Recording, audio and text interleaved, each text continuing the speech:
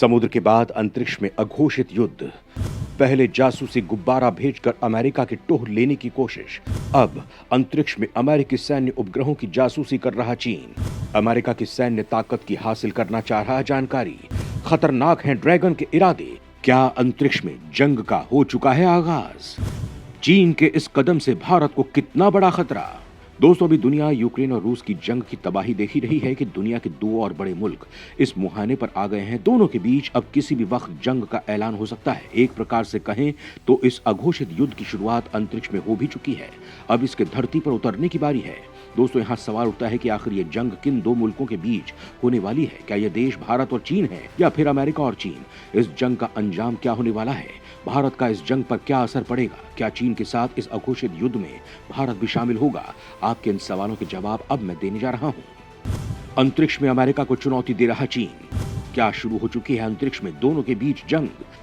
दोस्तों, दक्षिण चीन सागर में अपनी हरकतों से दुनिया भर को टेंशन देने वाला चीन अब अंतरिक्ष में भी दादागिरी पर उतर आया है। दरअसल पिछले कुछ सालों में चीन ने अंतरिक्ष के क्षेत्र में जबरदस्त उपलब्धियां हासिल की हैं। इससे अमेरिका भी हैरान रह गया है। अभी तक अंतरिक्ष में अमेरिका एक छत्र राज करता रहा था, लेकिन चीन ने अमेरिका के सामने ऐसी चुनौती पेश कर दी है कि नासा के वैज्ञानिक भी दंग रह गए हैं। अंतरिक्ष के क्षेत्र में चीन लगातार नई और बड़ी उपलब्धियां अपने नाम करता जा रहा है। चीन की अंतरिक्ष में बढ़ती दादागिरी ने अमेरिका के साथ स्पेस मिलिट्री वॉर की आशंका को बढ़ा दिया है। दोस्तों, सोचिए अगर ऐसा हो गया तो इसका अंजाम कितना भयानक होगा। आप इसे सोचकर ही सिहर उठ रहे होंगे, लेकिन अंतरिक्ष में चीन की हरकतों को लेकर जो खबरें आ रही हैं वो इसी ओर इशारा कर रही हैं। दुनिया को बड़े खतरे के लिए आगाह कर रही हैं। दोस्तों, यहाँ सवाल उठता है कि आखिर चीन ने अंतरिक्ष में ऐसा क्या कर दिया है जिससे युद्ध की आशंका बलवती हो गई है? क्या चीन ने वहां अमेरिकी उपग्रहों पर हमला कर दिया है या फिर ऐसा कुछ करने की हिमाकत की है? दोस्तों, चीन और अमेरिका के बीच स्पेस मिलिट्री वॉर होने का मतलब है पूरी दुनिया की उपग्रह प्रणालियों का ध्वस्त हो जाना। ये एक ऐसा खतरा है जिससे दुनिया का कोई भी देश अछूता नहीं रह सकता। दोस्तों, तो क्या इसका मतलब ये हुआ भारत भी इससे अछूता नहीं रहेगा? चीन की इस चाल का भारत पर भी असर पड़ेगा? क्या अमेरिका के बाद चीन भारत के साथ भी कुछ इसी तरह की हरकत कर सकता है? क्या अंतरिक्ष में वो भारत के उपग्रहों को निशाना बना सकता है? दोस्तों, अभी तक सिर्फ अमेरिका के पास ही स्पेस मिलिट्री थी। रूस भी इस क्षेत्र में थोड़ा बहुत उपलब्धि हासिल कर चुका है, लेकिन अब चीन ने भी स्पेस मिलिट्री के क्षेत्र में खुद को बेहद मजबूत कर लिया है। वो अंतरिक्ष में भी कई मिसाइलों को गुपचुप तरीके से परीक्षण कर रहा है। चीन का मकसद दक्षिण चीन सागर से लेकर अंतरिक्ष तक कब्जा जमाना है, जिससे कि वो अमेरिका को भी पीछे छोड़कर दुनिया का बेताज बादशाह बन सके। दोस्तों, अमेरिका स्पेस मिलिट्री के अधिकारी खुद ये दावा कर चुके हैं कि चीन ने स्पेस मिलिट्री के क्षेत्र में इतनी अधिक तरक्की कर ली है कि अब अमेरिका को भी चिंता करने की जरूरत है, और अगर उसे रोका नहीं गया तो ये पूरी दुनिया के लिए खतरे की घंटी होगी। दोस्तों, यहाँ सवाल उठता है कि आखिर इस बात का खुलासा कैसे हुआ कि चीन अमेरिकी उपग्रहों की जासूसी कर रहा है? क्या चीन अमेरिका के साथ भारतीय उपग्रहों पर भी नजर रख रहा है? क्या वो भारत की भी गुप्त जानकारी हासिल करना चाह रहा है? दोस्तों, पृथ्वी की जियो स्टेशनरी ऑर्बिट में घूम रहे अमेरिकी उपग्रहों पर चीनी अंतरिक्ष यान बुरी नजर बनाए हुए हैं। पता चला है कि ये चीनी अंतरिक्ष यान अमेरिकी उपग्रहों की जासूसी कर रहा है। चीन की इस हरकत से अमेरिका के साथ अंतरिक्ष युद्ध का खतरा बढ़ गया है। दोस्तों, यहाँ सवाल उठता है कि आखिर चीन का कौन सा उपग्रह अमेरिका की जासूसी कर रहा है, और क्या अमेरिका को चीन के इस जासूसी की भनक है? दोस्तों, टोंगसिन, जीशू, शियान, विक्सिंग या TJS-3 नाम के इस अंतरिक्ष यान को चीन ने एक एक्सपेरिमेंटल कम्युनिकेशन सैटेलाइट बनाया है। इसे 2018 के अंत में जियो स्टेशनरी ऑर्बिट में लॉन्च किया गया था। इसके बाद इसमें से एक दूसरा छोटा सा सब सैटेलाइट निकला था। समझा जाता है कि ये छोटा सैटेलाइट TJS-3 की क्षमताओं को बढ़ाने में मदद करने के लिए भेजा गया था। दोस्तों, ऑर्बिटल डेटा से पता चलता है कि TJS-3 हाल ही में अमेरिकी उपग्रहों के करीब पहुंचा था। ऑर्बिटल फोकल नाम के एक ट्विटर अकाउंट ने दोनों के परिक्रम पथ को दिखाते हुए बताया कि ये चीनी अंतरिक्ष यान जियो स्टेशनरी बेल्ट में चक्कर काट रहा है, लेकिन हाल ही में अमेरिकी उपग्रहों USA-233 और USA-298 पर करीब से नजर डालने के लिए अपनी जगह पर रुक गया था। चीनी अंतरिक्ष यान ने चीन अमेरिकी उपग्रहों की जांच की। वो अमेरिकी स्पेस फोर्स के मिलिट्री कम्युनिकेशन सैटेलाइट है। दोस्तों, यहाँ सवाल उठता है कि क्या चीन अमेरिका के इन उपग्रहों की जासूसी करके कोई जानकारी हासिल कर पाया है? क्या उसे अमेरिकी सेना की कोई गुप्त जानकारी मिल पाई है? तो दोस्तों, आपको बता दूं कि जियो स्टेशनरी ऑर्बिट उपग्रह पृथ्वी से 22,236 मील ऊपर काम करते हैं। वहां उनकी स्पीड पृथ्वी की अपनी धुरी पर घूमने की स्पीड से मेल खाती है। ऐसे में उन्हें पृथ्वी की सतह पर किसी खास बिंदु पर स्थिर होकर नजर रखने का मौका मिल जाता है। कम्युनिकेशन और अन्य उद्देश्यों के लिए लिए इस कक्षा का काफी इस्तेमाल किया जाता है। दुनिया के अधिकतर देशों के कम्युनिकेशन सैटेलाइट इसी इलाके में मौजूद हैं। इसके अलावा अधिकतर मिलिट्री सैटेलाइटों को भी इसी कक्षा में तैनात किया जाता है। दोस्तों, सिर्फ अंतरिक्ष में ही नहीं बल्कि चीन जल और थल में भी अपनी ताकत को लगातार बढ़ाता जा रहा है।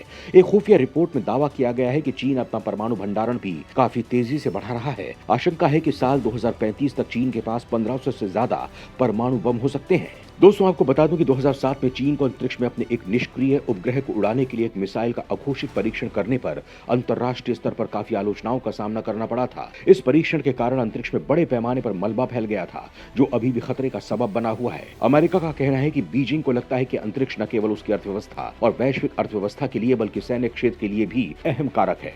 ऐसे में जब वो अपनी अंतरिक्ष क्षमताओं में लगातार इजाफा कर रहा है, तब हम उसकी गतिविधियों पर बेहद करीबी नजर रख रहे हैं। दोस्तों, अंतरिक्ष में चीन की लगातार बढ़ती दखलंदाजी के बीच अमेरिका ने स्पेस मिलिट्री वॉर की आशंका जाहिर की है। ताइवान, दक्षिण चीन सागर और व्यापार के क्षेत्र में अमेरिका और चीन के बीच बढ़ते तनाव के बीच अंतरिक्ष दोनों देशों में तेजी से टकराव के एक संभावित केंद्र के रूप में उभर रहा है। के अलावा पेंटागन ने पिछले हफ्ते वार्षिक चीन सुरक्षा रिपोर्ट जारी की थी, जिसमें आगाह किया गया था कि वर्ष 2035 तक बीजिंग के पास 1500 परमाणु हथियार हो सकते हैं और उसने ये स्पष्ट नहीं किया है कि वो इन हथियारों का किस रूप में इस्तेमाल करने की मंशा रखता है। अमेरिकी रक्षा अधिकारी डिकिंसन ने कहा कि चीन उन क्षमताओं का निर्माण कर रहा है जो वास्तव में अंतरिक्ष में हमारी ज्यादा संपत्तियों को खतरे में डालती हैं। उन्होंने कहा कि यूक्रेन के खिलाफ रूस के युद्ध ने यह भी दिखा दिया है कि अंतरिक्ष टकराव का केंद्र है जिसकी रक्षा किया जाना जरूरी है। ये एक ऐसी भूमिका है जिसे यूएस स्पेस कमांड काफी गंभीरता से ले रहा है।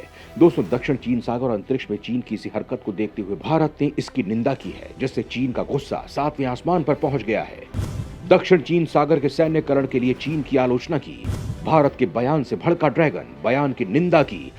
दोस्तों, भारत, अमेरिका, जापान और ऑस्ट्रेलिया के विदेश मंत्रियों ने क्वेड के तहत हुई बैठक में साउथ चाइना सी जैसे रणनीतिक रूप से महत्वपूर्ण क्षेत्र में चीन की बढ़ती आक्रामकता को लेकर चर्चा की है, जिसके बाद एक संयुक्त बयान जारी किया गया जिसमें कहा गया था कि हम मानते हैं कि समुद्री क्षेत्र में शांति और सुरक्षा भारत प्रशांत के विकास और समृद्धि को रेखांकित करती है और संप्रभुता के सम्मान के महत्व को दोहराती है। साझा बयान में यह भी कहा गया कि क्वेड देश यथास्थिति को बदलने या क्षेत्र में तनाव बढ़ाने वाली किसी भी एकतरफा कार्रवाई का कड़ा विरोध करते हैं।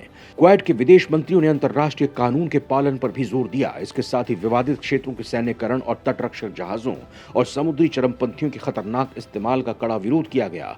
दोस्तों, संयुक्त बयान का इशारा साफ था कि चीन अपनी हद में रहे और भारत समेत दूसरे देशों की समुद्री सीमा पर अतिक्रमण करने की कोशिश न करे। दोस्तों, यहाँ सवाल उठता है कि क्वेड के संयुक्त बयान पर चीन ने क्या प्रतिक्रिया दी है?